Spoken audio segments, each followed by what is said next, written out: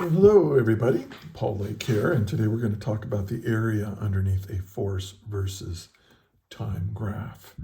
But before we get into that, let me review what we did in the last instructional video I made around this topic. We're going to review a little bit.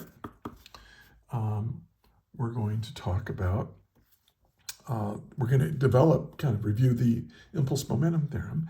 And you might recall this, I hope you do. This is Newton's second law. If you have a net force acting on an object with a certain amount of mass, you get a certain amount of acceleration. And net force and acceleration are both vectors.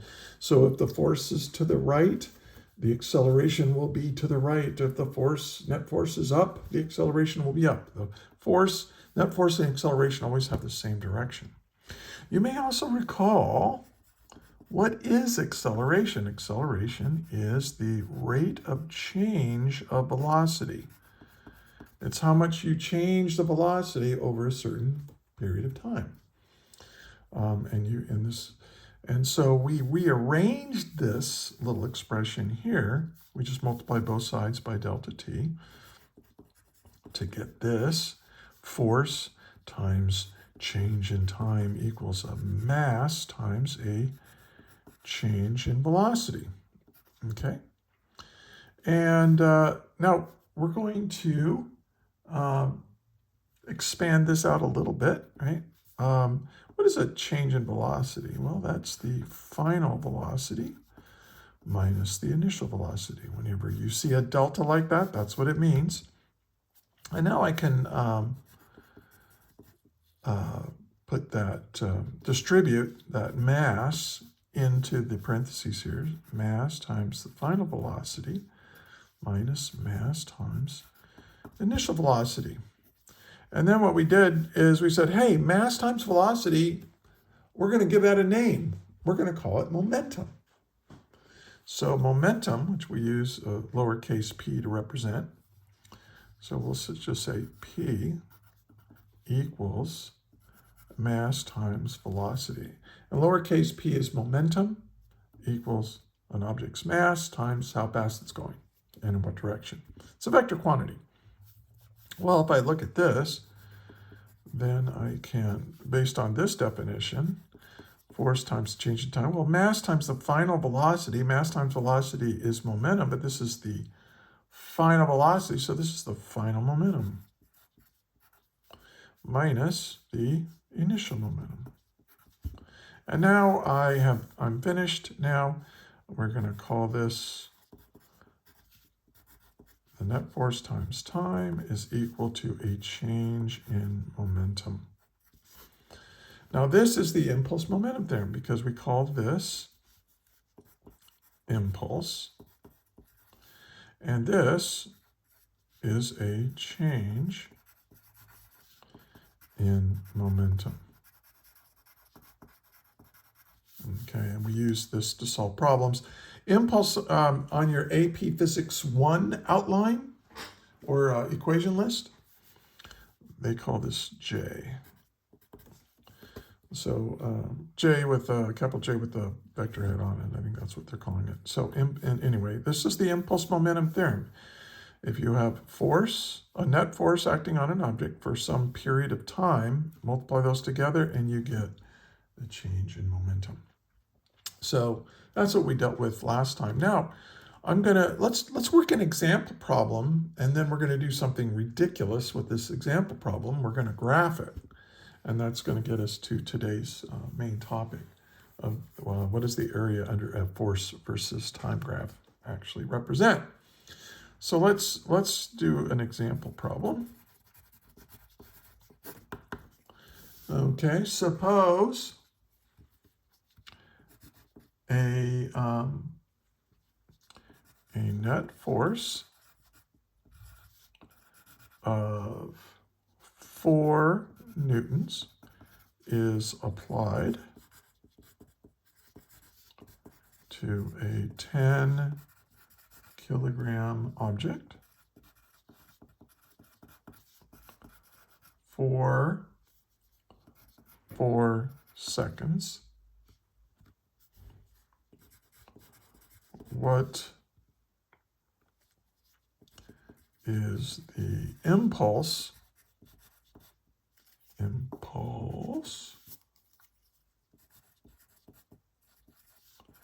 on the object.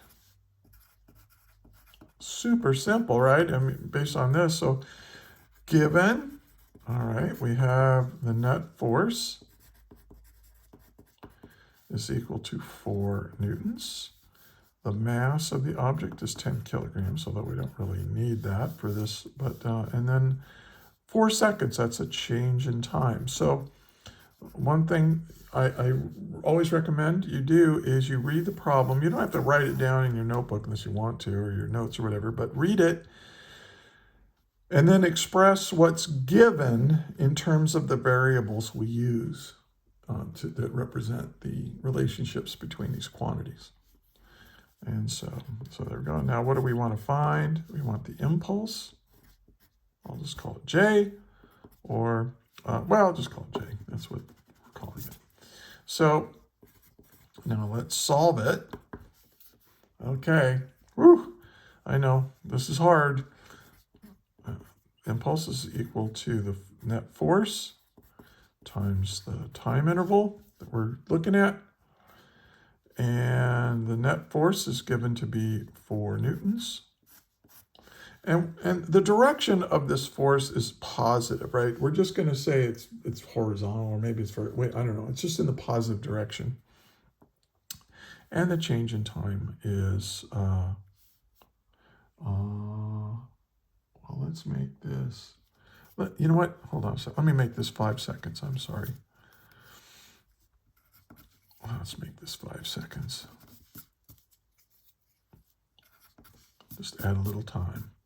Okay, so this is 5 seconds.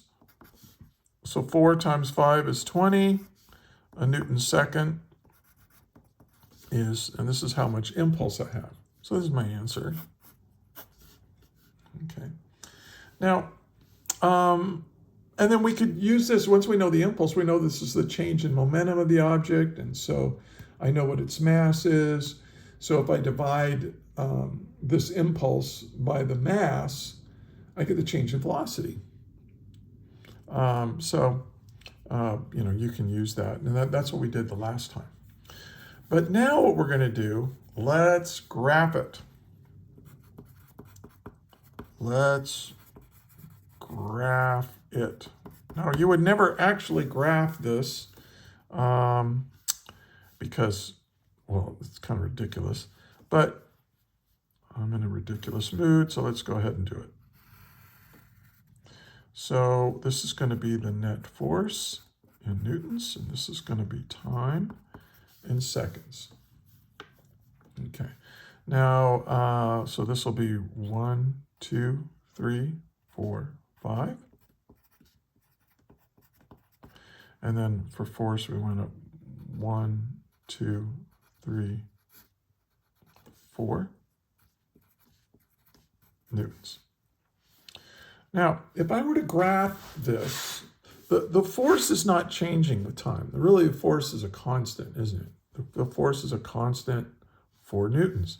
So as time goes by, the force stays constant. And as a function of time, that's a horizontal line, isn't it? So this is the force at time t equals 0. It starts off at 4. At 1 second, it's 4. At 2 seconds, it's 4. At 3 seconds, it's 4. Through the whole time interval, it's 4 newtons. Now, what do we notice? Well, if I shade this in, I get a rectangle. And what's the area of that rectangle? Well, what's the area of a rectangle? It's base times height, or height times base. Height is force. Base is time. Okay. So let's continue to look at this, at the area that's between where the graph is and my horizontal axis, my time axis. And notice what I get. I get 1, 2, 3, 4, 5, 6, 7, 8, 9, 10, 11, 12, 13, 14, 15, 16, 17, 18, 19, 20 little squares. 20, and what is each one of those little squares? Well, let's take a look at one of these squares. I'll redraw it over here. Now this square has a width, but this width is not a measure of distance. It's a measure of time. So we're using a distance, a physical distance on my paper here. I'm using a physical distance to represent something that isn't distance. It's representing time. 1 second of time between 3 and 4, right? 3 to 4 is 1 second.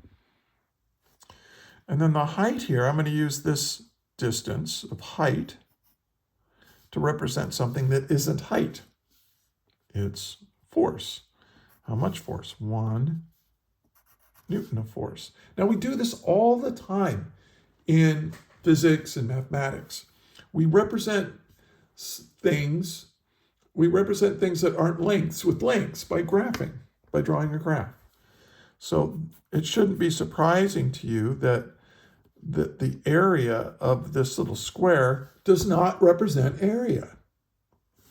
Well, 1 times 1 is 1, and a Newton times a second is a Newton second.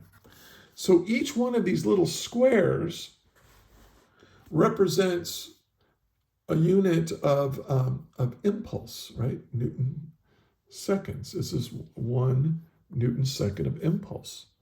And so since I have 20 of these little squares, I have 20 Newton seconds of impulse. And remember that we said that impulse is equal to the change in momentum of the object. So this area here, this area represents my change in momentum and my impulse. Okay. Now, you say, okay, well, that's great, but why did we bother to do that here? Because you just go, okay, 4 times 5. Just follow the formula. That's true. I would never draw the graph to solve this problem. But let's take a look at a different way of looking at this. What if, I'm going to rearrange this here a little bit. What if I have the same thing, but let's say this is the maximum force. And let's say that, what if I have this situation? So 1, 2, 3, 4, 5. This is time in seconds. And then this will be, 1, 2, 3, 4. This is my net force in newtons. 1, 2, 3, 4. But what if it starts at 0 and then just the force gradually changes with time? Like the force increases with time, like so that when we get to 5 seconds, we've reached our 4 newtons. Well, I think you can see that if I took this, I'm just cutting this rectangle in half. A triangle like this, especially if this is a right triangle, is just a rectangle cut in half. So we're going to get half the impulse here. And so instead of 20 Newton seconds, this is going to represent 10 Newton seconds. Okay? So we can deal with this now. We can figure out what the impulse is, even if the force isn't constant with time. Okay? Now, for example, here's another example of that. Here's another example where we've got, let's just see what the impulse is. So let's just go 1, 2, 3, 4, 5, 6. This is time in seconds. And then maybe, and I'm just, making this up, 1, 2, 3, 4, 5. Let's make this is my net force in newtons. So let's say we had an object that starts here, and then over the next 3 seconds, it ramps up to, let's see, 1, 2, 3, 4, 5 newtons.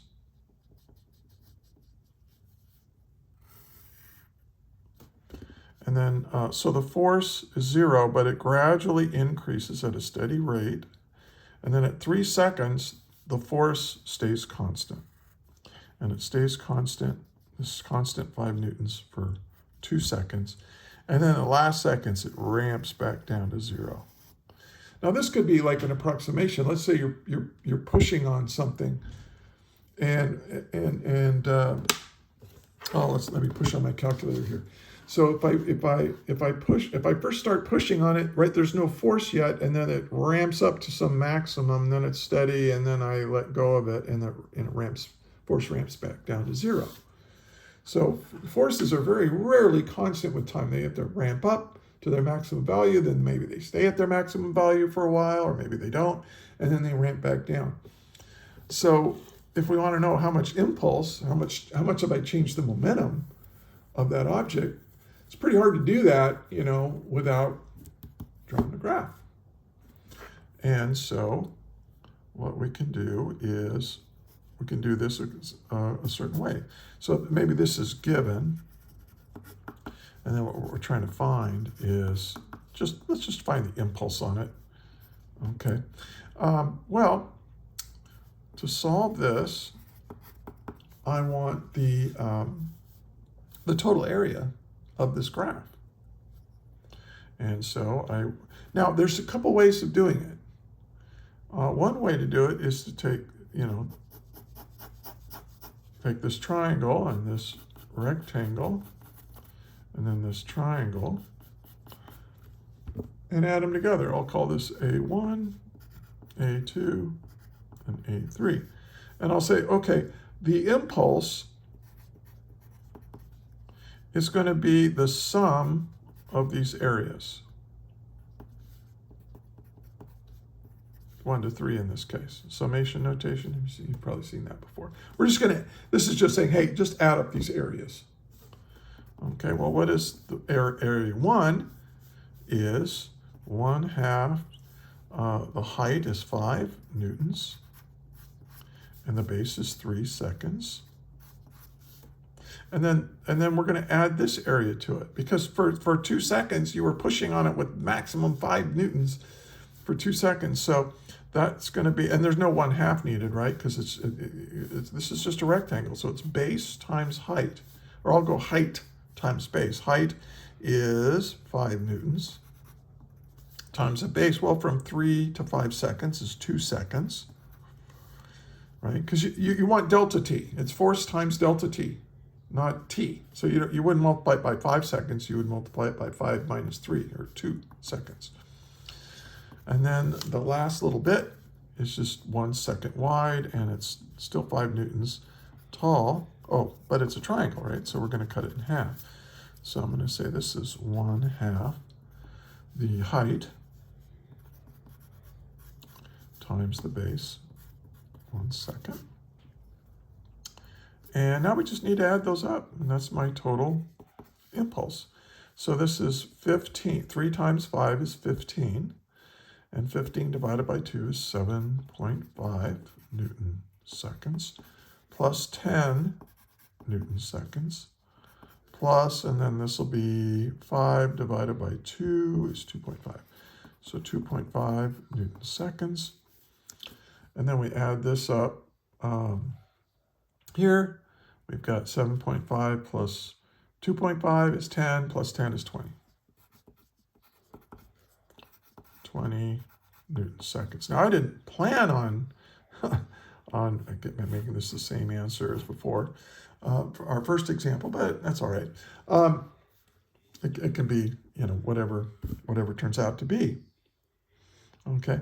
Now once you know what the impulse is, then you can set this impulse, right? J is equal to, the change in momentum, and the mass will be constant, right? So that's the mass times the change in velocity. And so this is mass times v final minus v initial. So all depending on what you're trying to find in the problem, you can solve for anything here. Because once you have this graph and you know what the impulse is, that's equal to the change in momentum of my object. And now I can either, if I know what the change of velocity is, I can solve for the mass. If I know what the initial velocity and mass are, I can solve for the final velocity. you know, that sort of problem is what you're going to have to do. Okay, now let's discuss one more example. Another example. I think I've got two more, and that one is. What if you have this situation? So here's another example problem. What if this is what's given? What if I have a force that looks like this? So 1, 2, 1, 2, and then 1, 2, 3. -1, -2, -3. Ah, okay. This is net force in newtons, and then this will be time in seconds. And we'll just go, 1, 2, 3, 4, 5. So 1, 2, 3, 4, 5. All right. Now, what if I have something like this? You go 2 newtons for 2 seconds, but then all of a sudden, you have a sudden change, and you go -3 newtons for the rest of the time. What's going on here? Well, you have 2 different areas, kind of like we had 3 different areas in our last example. Wait, before I do this, I'm sorry, I'm not going to redo this video. There's another way of getting this answer. Here we have 1, 2, 3 shapes, but remember, this also is a trapezoid, right? Trapezoid. And the area of a trapezoid is the average base times the height. So the average base, well, what is the base here? It's 6 seconds. So the A is equal to the average base, which is going to be 6 seconds plus, well, this base, this top, is 2 seconds divided by 2. Okay, so that's the average base times the height, 5 newtons.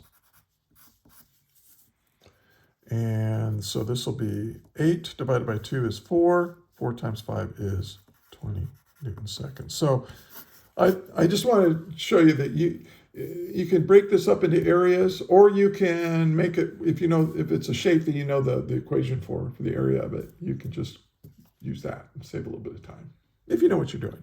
Okay, let's get back to this problem. So take a look. We've got an area here. We've got an area here. Now the question is, what does this area mean? Like this area right here, right? I'll call this area 1. Well, this is an impulse of 2 newtons for 2 seconds. So that's going to be 2 newtons for 2 seconds. So that's 4 newton seconds. Now, what about this?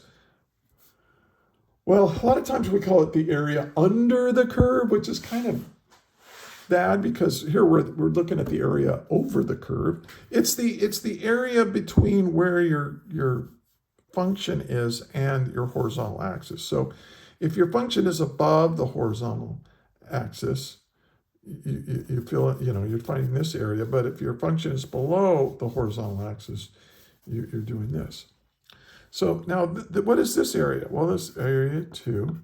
Well, what is the net force here? Well, it's -3 newtons. And then for how much time? Well, you started off at 5 seconds, or ended at 5 seconds, but you started at 2 seconds, so that's a change in time of 1, 2, 3 seconds. All right? And so 3 times 3 is -9 newton seconds. Now the question is, what does this negative mean? What does it mean? What are we doing? Well, remember that impulse, these areas represent impulses. These are vector quantities. Here's one way of looking at it. Think about a cart. Maybe here's a cart. And it can be at rest, or we'll just start it at rest just to make things simple. For 2 seconds, you're going to push on it with 2 newtons. In the positive x direction, let's make To the right, this is positive x, and to the left is negative x. So for 2 seconds, it's going to go from here to here maybe, right? And it's going to be, you know, we're going to accelerate it to the right to its final velocity, which we can use impulse and momentum to figure out. You can also use kinematics to figure it out, but we're studying impulse and momentum right now. Okay, but so this is 2 newtons. Now, what happens after 2 seconds? Well, after 2 seconds, this force now gets like this. So now instead of positive 2 newtons, now it's negative 3 newtons. But the negative just means the direction. So what's probably going to happen to this thing, if it starts from rest, we're going to accelerate it like this, and then we're going to decelerate it like this, and it's going to come to a stop, and then we're going to push it like this until, you know, we reach 5 seconds, and then in which case we've changed it. Now, what if you want to find the final velocity of it? If you want to find the final, well, we'll go ahead and find the final velocity of it doing this. Let's say the mass here equals 10 kilograms, just to make the math easy. Let's say the mass is 10 kilograms. Well, let's say we're actually trying to find the final velocity. Let's say the initial velocity is 0. V initial equals 0. Okay, so, well, if I want to find the final velocity, what I could do this. I could find the acceleration, use kinematics, figure out what the velocity here is, use that as the initial velocity for part 2, figure out what this acceleration is, use kinematics to do that, figure out what the displacements are, and then add the displacements together and get my final overall displacement. A lot of work. If you use the impulse momentum theorem, oh, it's so easy, because figuring out these impulses is easy. So what we can say is that let's use the impulse momentum theorem. The impulse is equal to the change in momentum. Change in momentum is mass times the final velocity minus the initial velocity. Well, I know what the mass is. I know what the initial velocity was. It was 0. So I could just say, oh, okay, the final velocity is just equal to the total impulse total impulse right here, divided by the mass, right? I just took, this is 0, so you divide both sides by the mass to get the final velocity. Well, what is this? Well, this is just 4 Newton seconds plus this, negative 9 Newton seconds. And then I'm going to divide that by the mass, 10 kilograms. Well, this is 4 Newton seconds minus 9, that's negative 5 Newton seconds divided by 10 kilograms. And so now the final velocity, the final velocity is negative 5 divided by 10 is negative 0.5. And what is a Newton second divided by a kilogram? Well, a Newton is a kilogram meter per second squared times seconds divided by kilograms. So we get kilograms cancels, seconds cancels, I get meters per second. That's velocity, meters per second. And what does that negative mean? It means it's moving 0.5 meters per second to the left after your 5 seconds, after 2 plus 3 more, 5 seconds. So this is a lot easier than using kinematics, I think, to solve this particular kind of problem. Last thing, and I'll just kind of squeeze it in here. Most of you are not in calculus right now. I'm targeting this to AP Physics 1, which is a non-calculus-based physics class. But if you're in AP Physics C, or you're in a calculus-based physics class, or maybe you're just taking AP Physics 1, but you're in calculus right now, it's kind of cool to see how this applies. Here, let's say we have, let's do it down here. Let's do it down here. So we have, what if my force is a function of time? What if force is a function of time? This is force as a function of time in newtons, and this is time in seconds. What if you have something that looks like this, like a parabola or something, right? Well, this area represents the impulse. So it's the area of that graph. Now, what you're doing in calculus is you're breaking up this into little areas, right? Each one of these little columns has an area. And the area is the width, which we call dt, times the height, which is just our f of t, our force at that time. And then we sum them all up. We sum up all of these. We sum, that's what the integral stands for. Force is a function of time times little tiny chunks of time, and then we're going to start at 0, go to whatever our final time is, t final, and and then evaluate the integral. So that's why you're learning integral calculus, is so you can solve physics problems like this. That's one application for it anyway. So I hope this makes sense. Remember that negative area in this case just represents the direction of the impulse. The impulse the force is being applied to the left for a period of time. Over here, the force is applied to the right, in a positive direction for a period of time. So it shouldn't be too bad. All right. Well, this video was a little longer than I wanted it to be, but hope it made sense. So let's just review a little bit. Let's go back. Remember that we have our impulse momentum theorem, which is basically derived from Newton's second law. We derived it from Newton's second law. Actually, Newton expressed his second law as the rate of change in momentum. So there you go. Anyway, impulse momentum theorem, the impulse on an object is equal to the change of momentum. So we worked a little example problem, and we said, hey, if we have a force of 4 newtons for 5 seconds, we get so much impulse. And then we noticed that, hey, if we graph it, that area underneath that graph represents the quantity we're trying to find. And we do this all, right? We did this with work. Remember, work is force times displacement. So you've done this before. Or what is it? Displacement is velocity times time. A graph. You've done this kind of analysis before. This is just a new application for it. Then we looked at, hey, how force is a function of time, get the area.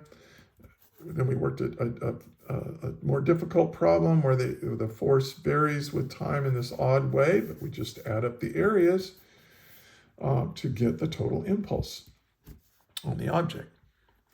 And then of course, we talked about, well, what does negative area represent? Oh, it's just direction. It just means to the left instead of the right, however you defined it. And then remember, integral calculus is just a way of getting a quantity that's the product of two other quantities. The quantity is impulse that we want. The product is force times time.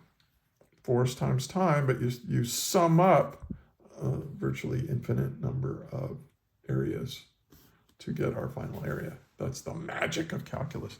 Anyway, I have gone on too long, so at last you've reached the end. Hope this was helpful. Please, if it was, please give it a like, share it with your friends, and subscribe to the channel if you're a physics teacher or a physics student. And I hope to see you in the next one. Until then, may the net force be with you always. That is all.